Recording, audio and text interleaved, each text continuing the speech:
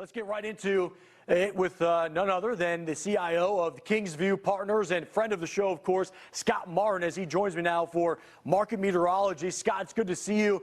Let's look at the historic business like the Buffalo Trace Distillery that shut down because of the flooding that we've seen, a huge contributor to the distilling industry. It's generated $360 million in taxes last year. That's 180% more than what was paid just 15 years ago. So we look at these type of impacts in these areas that are inundated with all of that flooding. But that's not the only concern. And we talk about the severe storms.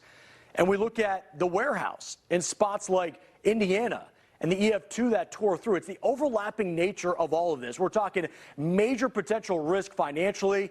This industry, and this spot right here, I should say, the warehouse, I mean, it shut down national stores for nearly 2 months. So to ask you, Scott, how do businesses and supply chains kind of mitigate some of these financial risks when they see these storms impending as they close in?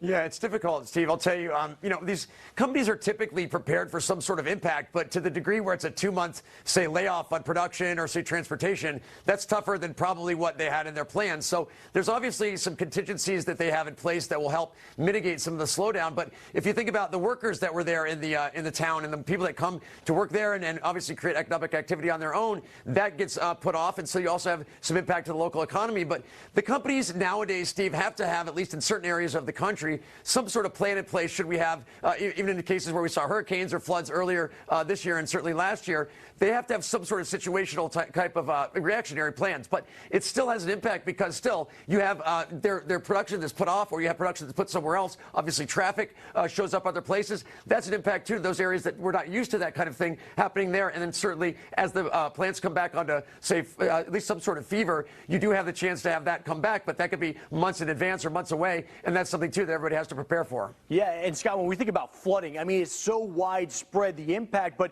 there's a ripple effect. When we see this floodwater, it's going to work its way down the Mississippi River all the way into the Gulf. This could bring weeks of shipping delays for companies that rely on roads and river barges that form truly the backbone of the Midwest economy. Talk about some of the domino effects of that industry, because oftentimes it feels like it's overlooked.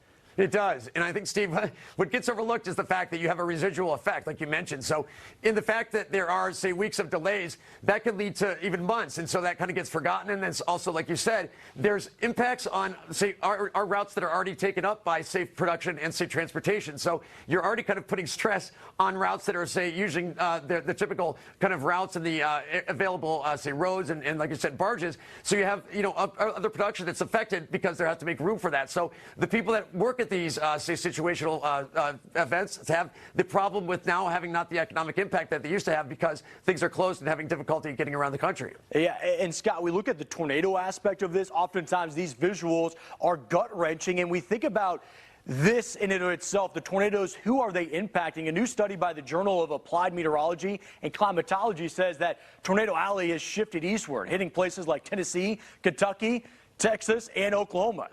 You're seeing more of them in those states. So more of these newly exposed states are demanding storm shelters, but how equipped are these governments to kind of pull the money in order to build those shelters that are in need now?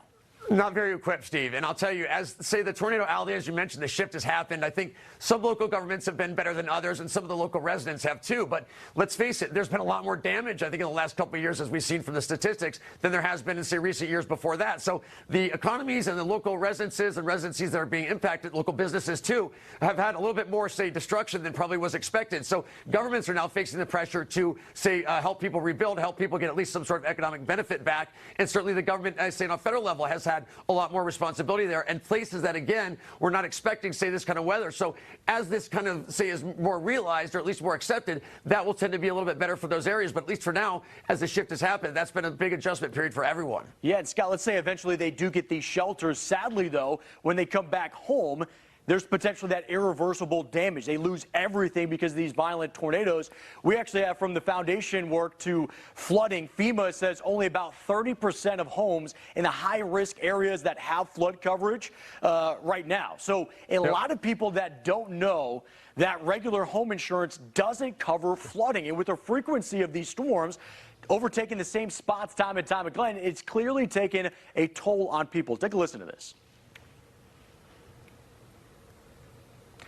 We'll get to that. So overall, what ends up happening, Scott, is people buy the basic insurance, but it doesn't cover the flooding. Whether you're talking about for your home, and you and I know this as we had lived in Florida, the flooding aspect of all of that, but also for your car insurance. I think we have the sound. Take a listen to this. This is now 3 times in less than a year. Nobody should have to deal with this. Can't live here, but I'm still paying for a mortgage and still paying property taxes. You can just hear the frustration, right, Scott? And you feel for her, and it's something that's felt widespread. So what's the impacts that the frequency of these storms have on the overall insurance companies and their prices?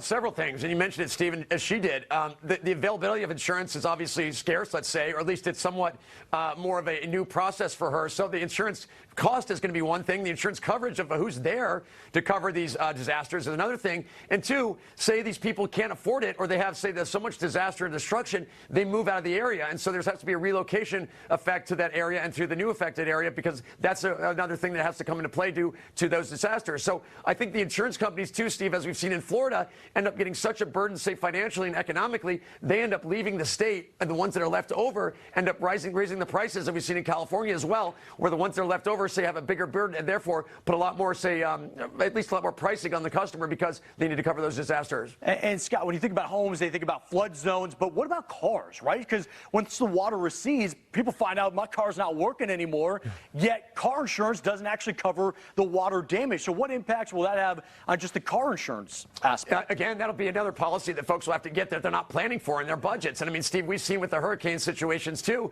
where they had thought they had wind coverage, or they had, say, flood insurance there as well, and that did not get covered in, say, the policies because of these certain little, say, exclusions. So when you've got to get, let's say, multiple policies for multiple disasters, that is a weight on your budget, and that's a weight just on your mind to think that maybe we just move away and go to some other area because of the fact we're in some harm's way here, and also the fact that there's cost to be basically functioning there, and that's also something too that affects that local economy and has a residual effect down the road. A reminder for everybody at home, time to double check into your insurance policy, see what it's covering as we enter into the heart of the severe season, but then into hurricane season right after that. Friend of the show, Scott Martin, it's great to see you. Thank you for being with us. See you, man.